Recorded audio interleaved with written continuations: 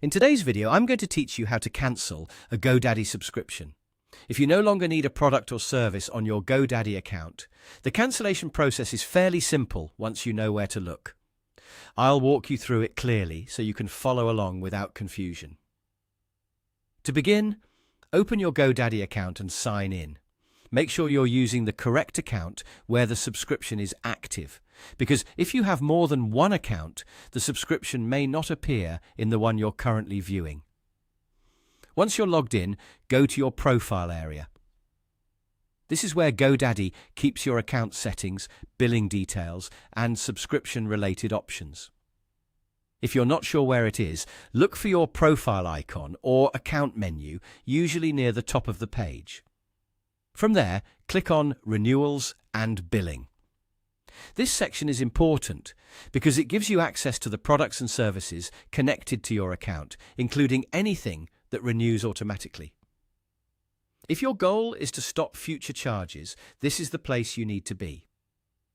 After you open Renewals and Billing, look for the option that says Manage Subscription. Click on that to continue. This will take you to the area where you can review the subscriptions currently attached to your account. Here you'll be able to see what subscriptions you have. Take a moment to carefully check the list so you choose the correct one.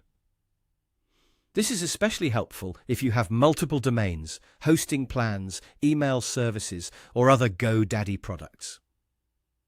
When you find the specific subscription you want to cancel, hover over it and click Cancel. Follow any on-screen prompts that appear after that. In some cases, GoDaddy may ask you to confirm your choice before the cancellation is finalized, so read each screen carefully. It's also a good idea to double-check afterward that the subscription status has changed, so you know the cancellation went through successfully.